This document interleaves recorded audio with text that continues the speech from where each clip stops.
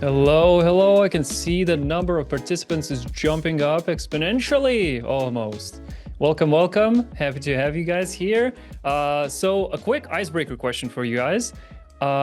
What's one piece of personal data you'd be willing to share for better email recommendations?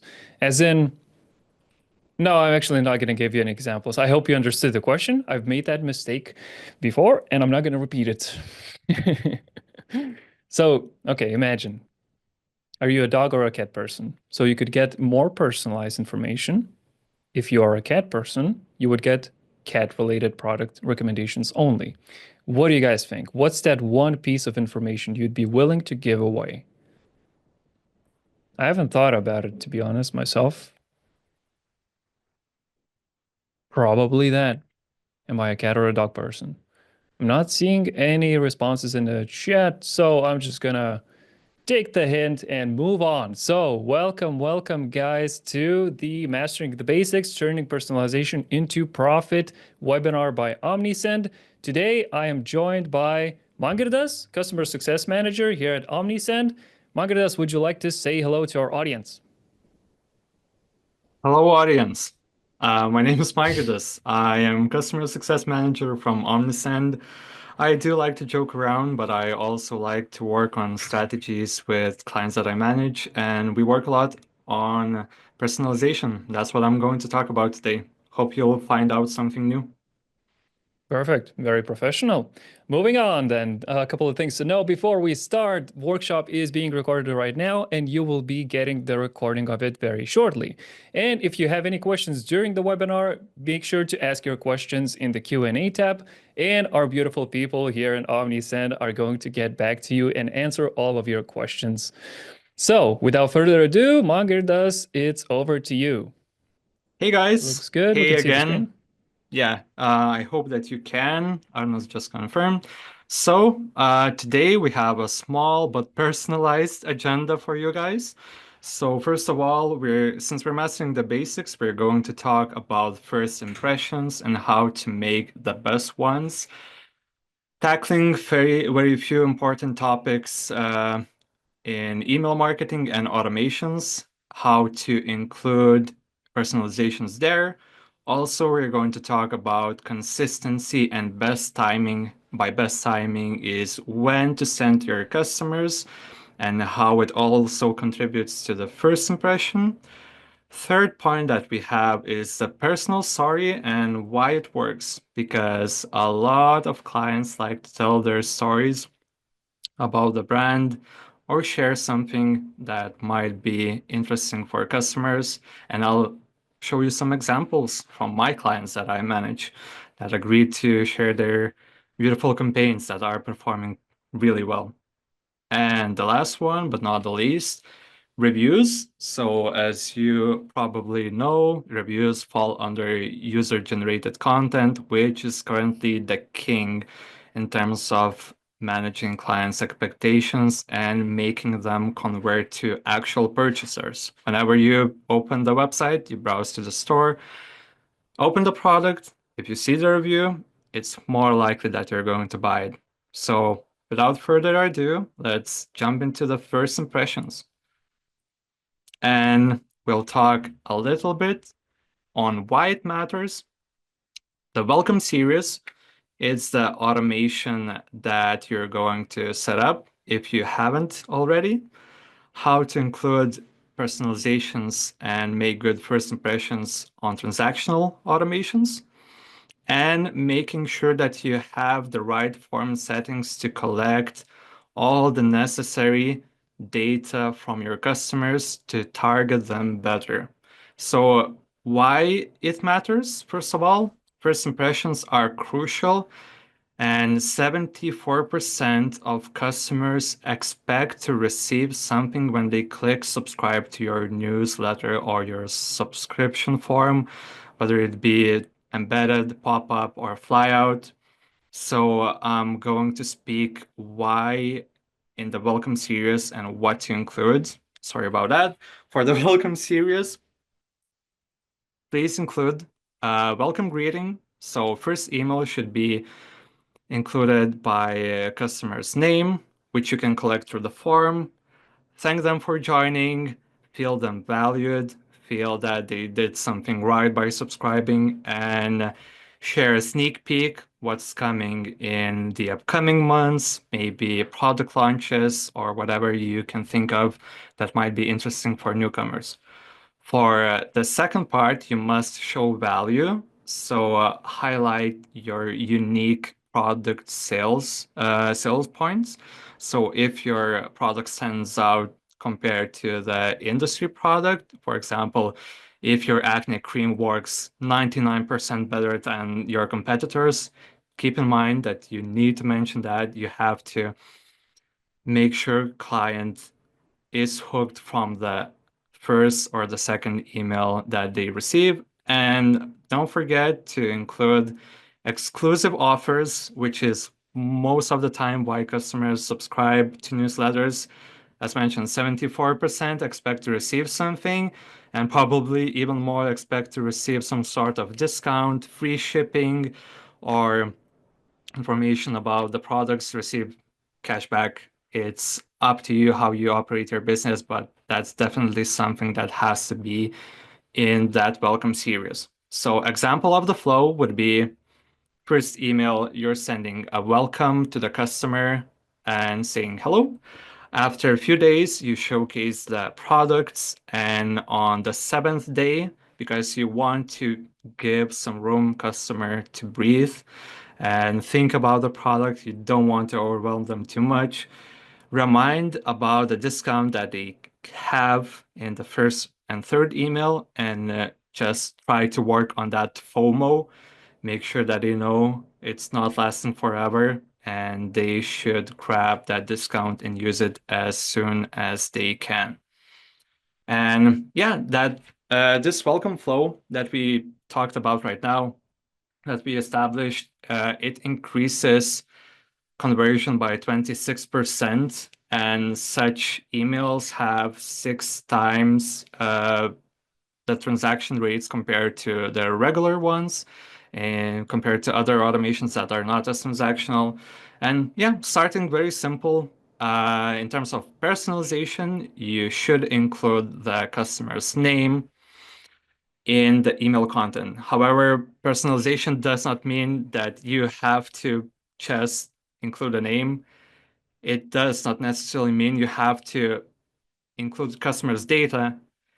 If your customer is interested in cat products, you are segmenting them and including only product recommender that includes categories from cat toys or cat food. And that's how you target customer even better. So everything that you can do in terms of them feeling that like they're getting the best deal there is, like it was meant for me to open that email, you have to work on that. And yeah, try to work on that. See if customers are interested in which content they're interested and make adjustments on the go based on that, which is why I always want to mention that A/B testing is also important to do. So in A branch, you can include discount. In B branch, you can include free shipping, see to what customers are responding better, what's the conversion rates. So I want to encourage you, test it out, see how it works, and stick to what's the best for you. And another layer of personalization, which is the third point in the slide, you can include in transactional automations, you can include the product recommender. I think that's one of the best things you can leverage from Omnisend.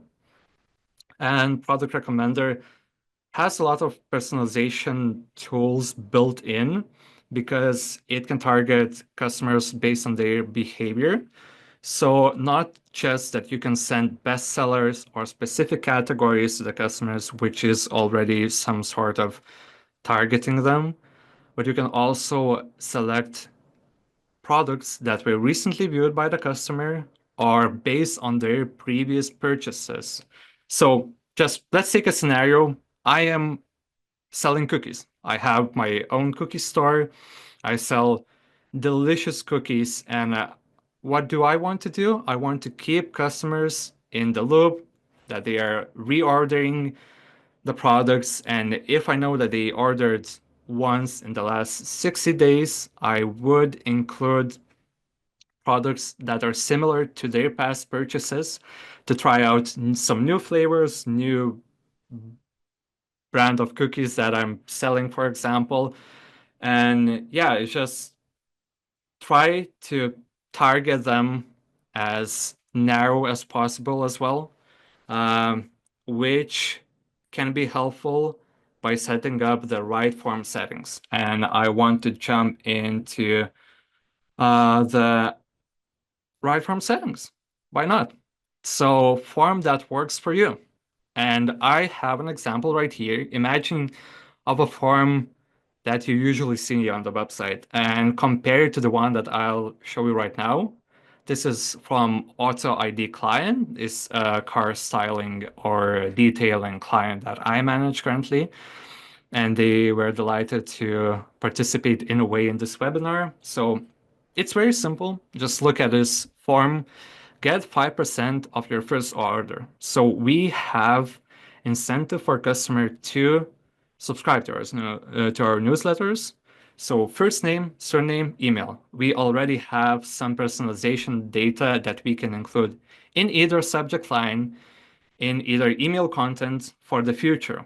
But what's more interesting right here that you can see, since they are a car styling brand, they sell exclusive spoilers, bumpers, alloy wheels, anything that you can think of to different car makes and models. So what they have come up with is a form which allows customer to select the brand and the make of the car.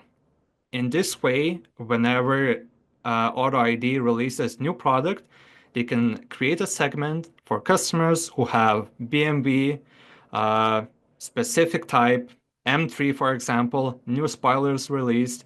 You're sending to those customers. Not only it helps with increasing conversion rates, obviously, because you're targeting to that specific audience, but also keep in mind that deliverability aspect is also important here. The more opens and clicks you get from the emails, the better your deliverability statistics are, the better Google, Yahoo, or whichever provider looks better at you and thinks that you are a good sender. So not only just monetary value from this, but also deliverability aspect as well. So I want you to think about your forms currently and what can I collect from the customers that could help me sell products to them more or target them more. And yeah, personalizations and how to add it. Let's start with one thing, adding it to your email content. I did mention it already, and I have a beautiful GIF right here from the design team how to include the personalization. As you can see, there's a text block on the left. You're writing something about the product. And what do we have here? Let's scroll down. You'll see that all the personalization converted to Hello Jane. And it's included from the form that customers are subscribing to. On the right, personalization tag. You enter what you want to say as a default in case they didn't leave a name, and it's there automatically. You can also include those in your subject lines as well to keep customers more inclined to open and click because they see their name, they think it's for them, and it's very easy to implement. So my recommendation would be to do that sooner rather than later. And we can talk a little bit more about consistency and best timing and why it's important. So consistency obviously builds trust, and the timing that you're sending to your customers really matters, especially if you're operating in one region, but most of the audience is, for example, from the other part of the world. You have to keep in mind to send emails on specific dates or optimize time zone, which you can with Omnisend. You can send emails based on customers' time zone. So just regular communication about your brand, keep your brand the top of customers' mind, and it's important. But you also want to make sure you're not overwhelming the customers too much. So I've already mentioned segmentation in the previous slides. And yeah, for those who do not already know, segmentation works in a dynamic way. So once you set up the segment, customers who meet a specific criteria, they enter the segment. If they do not meet the criteria anymore, for example, you target the most active ones, customer becomes inactive, they automatically exit the segment. So they're never static, always dynamic, and based on the rules you've set, you can target the customers more. And we do have a case study on the best times to send to your customers, which you'll find very interesting, I believe, based on the metrics that I'm going to show you. And yeah, your campaigns will reach the peak on actually Tuesday. It's not Monday, it's not Wednesday, not Sunday or Saturday. It's actually Tuesday. That's when we recommend to send for best open rates. And the next best thing for you to do is send on Friday as well. We can see consistently higher open rates for these 2 days. And regarding the time of the day, uh, you can see that for Friday, it's the best day to send for best conversions. Regarding the best days to send the emails for best click-through rates is also Friday. But having all that in mind, I want to let you know that it does not necessarily mean that these statistics will work the best for you. And once again, it's important to switch everything up from time to time to test out, to do A/B testing, or use time zone optimization to see your customers' behavior. And that's just another layer of personalization that you're working on making sure that customers are uh, are getting your content the day and time they want to receive it. And for most optimal performance, we do have some interesting data that best days of the month are 10th and 24th. And once again, one more thing, just a tip. I know that, for example, in UK, there are specific days when paychecks are received. So quite a lot of brands work their communication around these days. So something around paycheck day, you can spend more money or more likely to buy because you receive your salary on that day. So context really matters, and you not only have to take into consideration everything about a customer, but around the country, around the business model that you have, around the brand image, and yeah, we can jump into personal story and how it works and why it works. So this one is probably the most interesting for me and most useful for you to know. And personalized messages are definitely more likely to be opened. We have some studies around that because people are just feeling valued. They want to receive content tailored to them. And let's jump into the segments. So I did mention and show you the form that AutoID created, and this is one of the segments that they have. You can see how narrow down the segment is. It doesn't necessarily have to be as narrow, but the more narrow you can target your customers, the more likely they're going to purchase or be interested in the content that you're sending. So for this client in particular, this segment means that whenever customers subscribe to newsletter and they are tagged, they selected G23 series vehicle or M340i, whichever. I'm not that interested in BMWs as you all might be, but this just shows an example to what length you can go in making sure that you get the best conversion and open rates. What else can you do if you do not have an option to target customers through the forms, or you might not think of a way? What questions should I ask? what what information might be useful for me to know about the client, you can always use Lifecycle stage map that we currently have. It's actually powered by AI. So as you can see, Omnisend AI next to the name, it all includes customers based on their activity, about their shopping behavior mostly. Right here, as you can see on the left, the highest chunk of the customers are in the about to lose section. There are at risk, high potential champions. And what's great about these is that these are behavioral patterns. So not information just around what your customer likes, but about their behavior. And you want to cover all of the bases. When you click, by the way, it's included in the audience section in Omnisend. You can click audience and customer breakdown. When you click on it, you are able to check any of those customers that are included in these segments. And not only that, but we offer some great retention tactics for customers who are in about to lose, for example, for champions.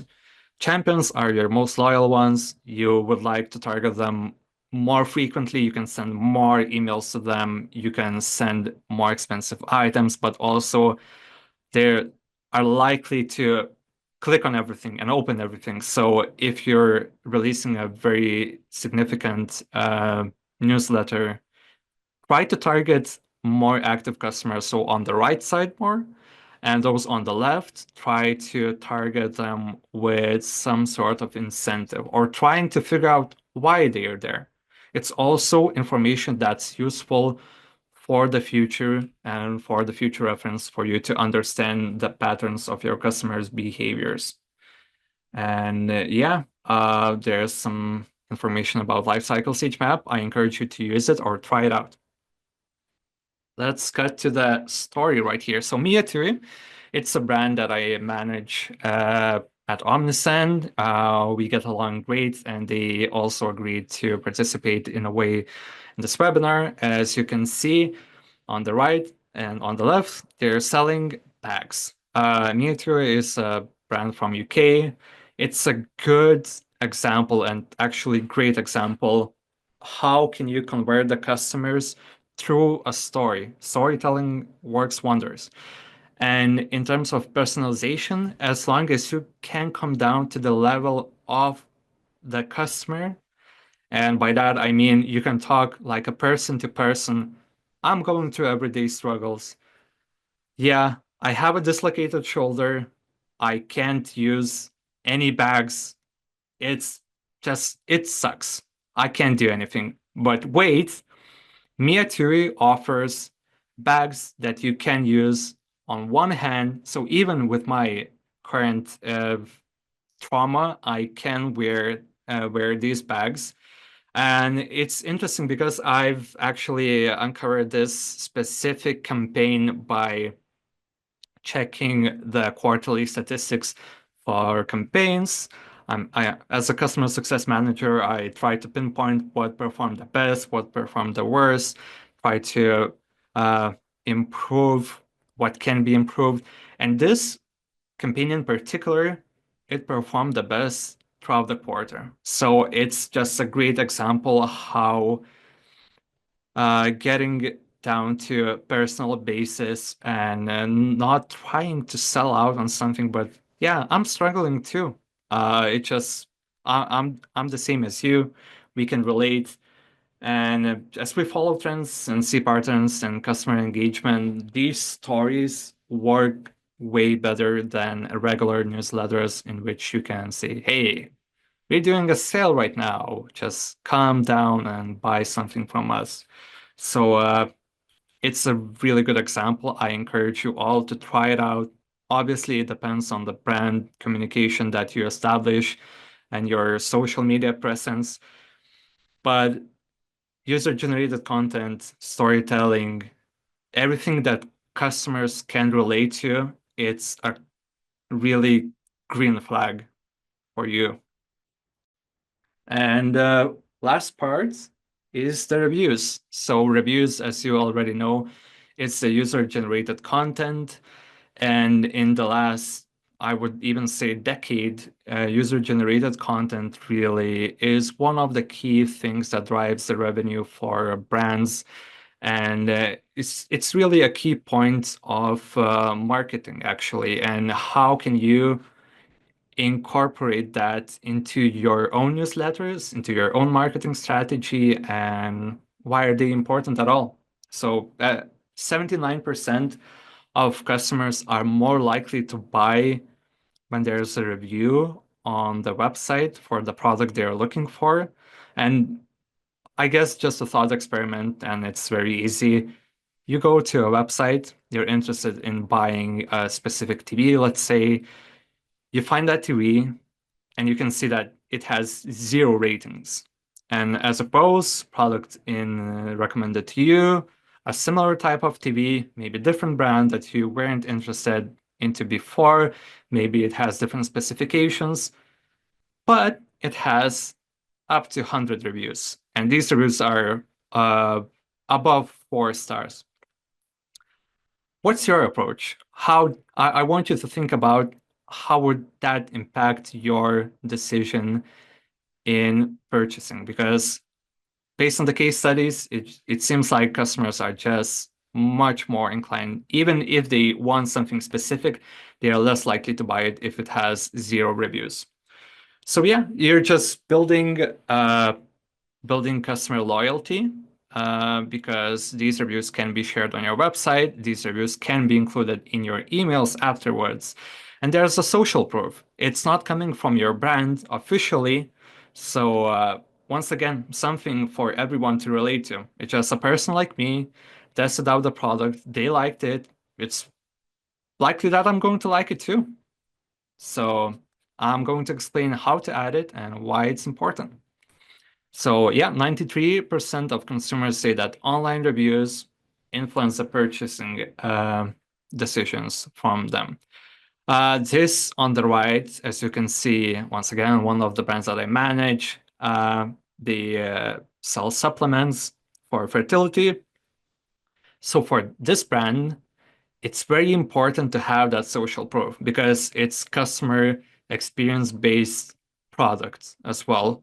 If it doesn't work for other customers, it's likely that it's not going to work for you.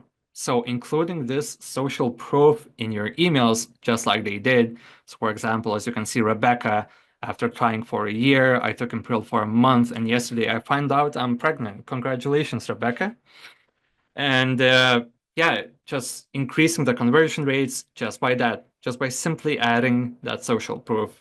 And hesitation and drop off, it's like 92% of customers hesitate to buy the product if it has 0 reviews because it's usually associated with either shady product or shady behavior. Also, increased research. So customers often leave the site if they see no reviews about the product. And I think that all of us can relate to that. I mean, at least I can.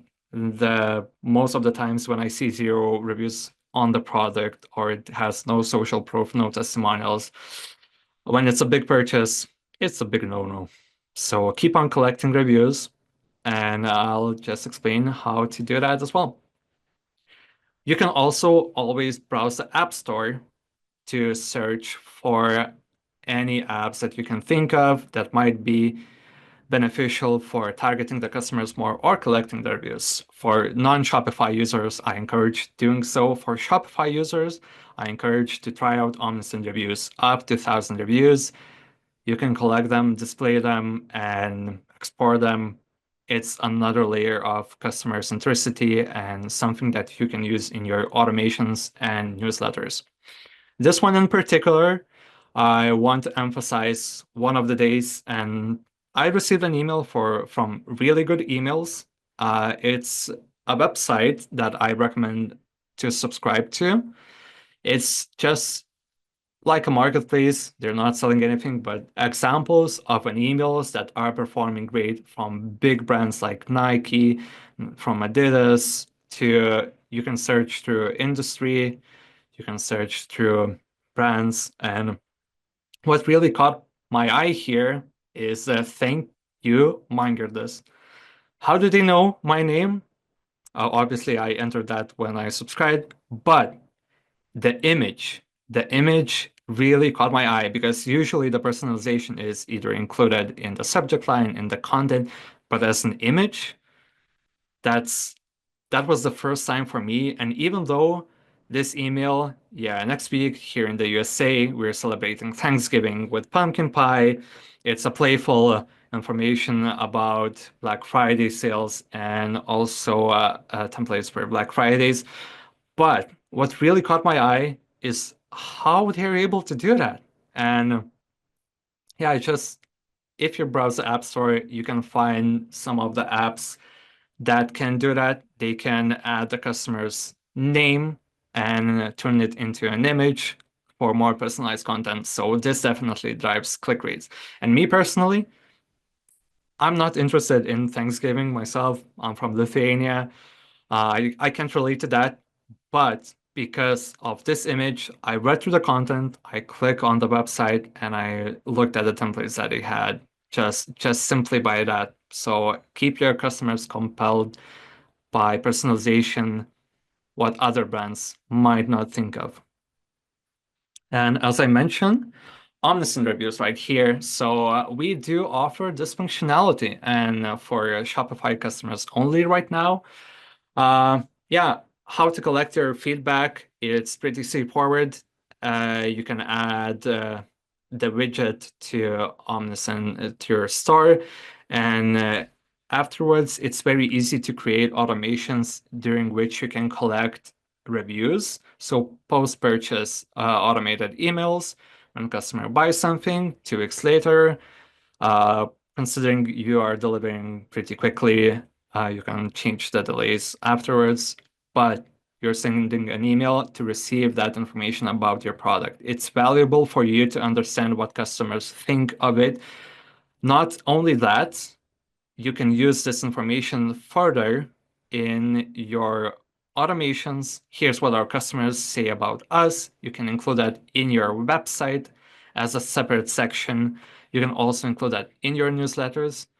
But besides that, keep in mind that SEO is also included here. So for search engine optimization, it really helps out to bring visibility around your products. Because when you search Google, hey, I want cat food from this and this brand, and you're selling that brand, and customers will see the stars, see the reviews, and as we've talked before, it's very likely that they're going to buy. As you can see, 75% of the customers look for reviews before they buy. So yeah, make sure to test it out and collect as many as you can to provide your customers social proof around your brand. And there's Q&A section that we received some questions beforehand. Okay, So perfect. I'm gonna take it yeah, over yeah, from here. of course. If you could screen share continuously, that will be fine. Could you press on the next slide? I think we skipped one. Oh, there we go. Okay, so what's one brand that you think does personalization really well? What makes it stand out? Hmm. Sorry, guys, a little bit out of breath. Trying No to finish worries. everything. But yeah, Same. one brand that cheers, Ernest, that I think does personalization really well. The most recent example that I can think of is the IKEA, and I think that it went viral.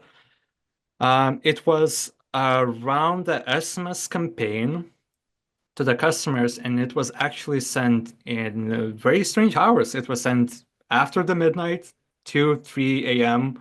Hey, you up? It's coming from IKEA. You can see the name, the logo, and you start to think, am I getting hacked? What's happening? And if you reply to the message, you receive a discount, for example, 15, 20% on the mattresses. Because the idea is that if you're up that late, you're likely not sleeping. Why are you not sleeping? Because you can't sleep on bad mattress. So just a logical conclusion from IKEA went from this to this, and it was actually not only very successful, but it resonated through social media a lot. So I guess different approach and taking the more interesting route and experimenting, I really encourage that. Hmm. IKEA is one of those brands that likes to experiment Yeah, on these kinds of yeah, things. Yeah. yeah. And they Yeah. sell good food. True that. Yeah, Meatballs. Meatballs for life. yeah. Okay, next Meatballs. question then. Okay, for the next question we have, Yeah, how do you balance personalization with privacy concerns and data protection laws?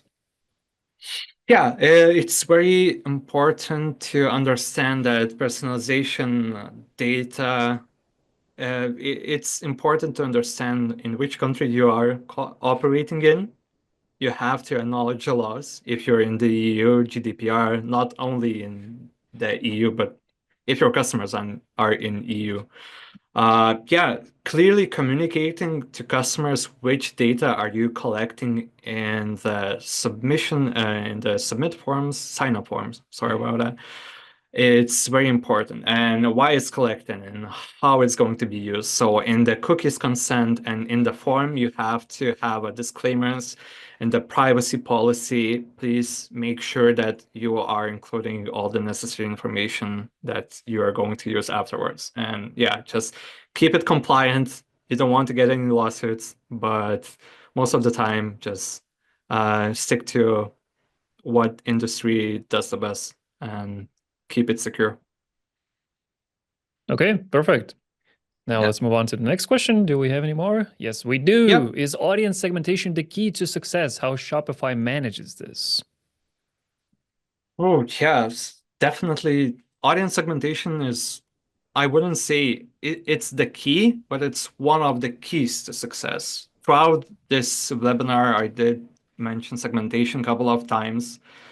And it's a very powerful tool that comes along with personalization. As you already know, you can include a product recommender with personalized options.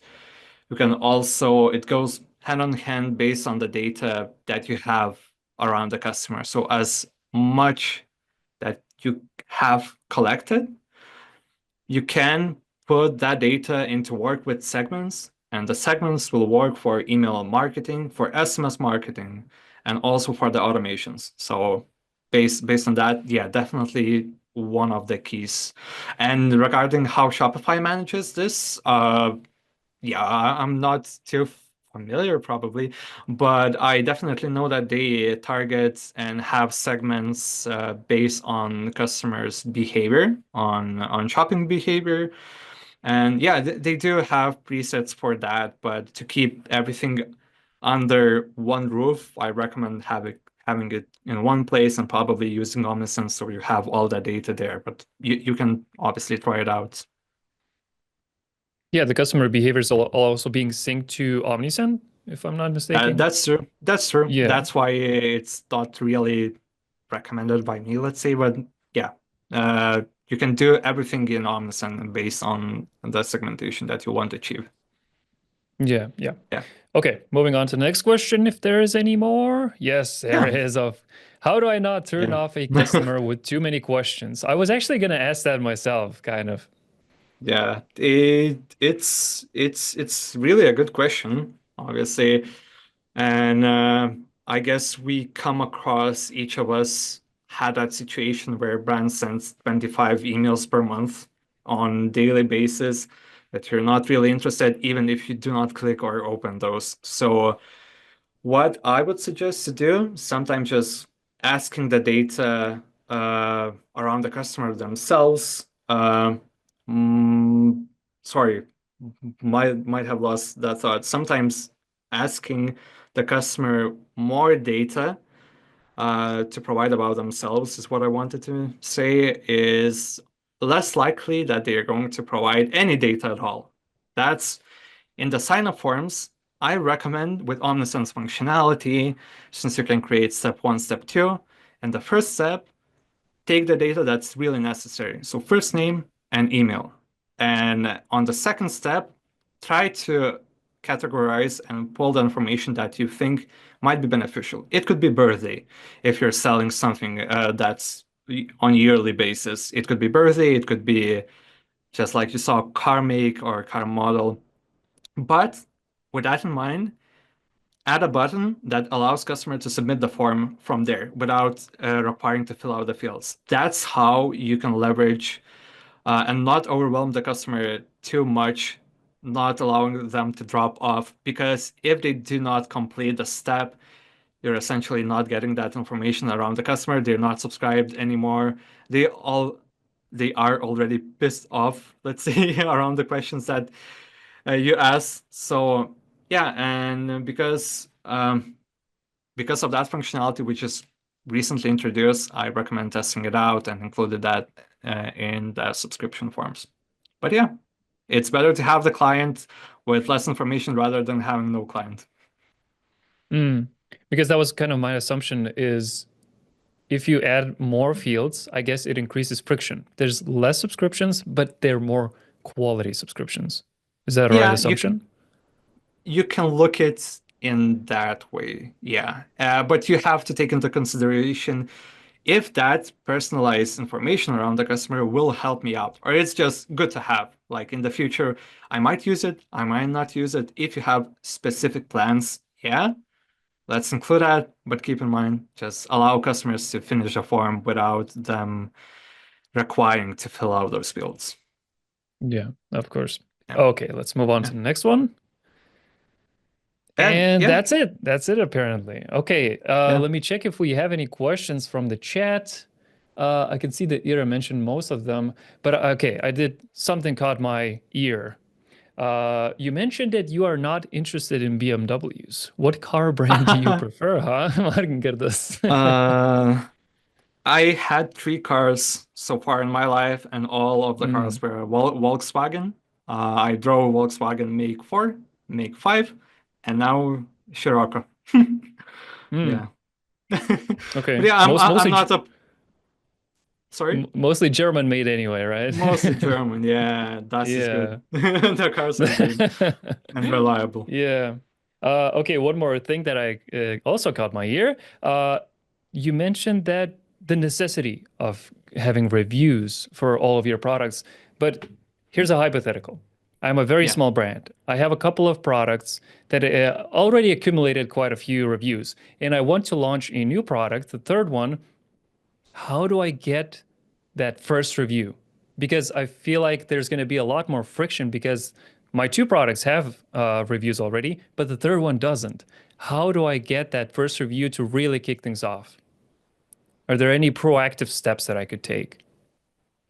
Yeah, obviously, there are some ways outside the email marketing as well that you can and probably you can also sample. You can send samples to the customers that are already, for example, order something from your store. Those one or the other cookies that you already sell.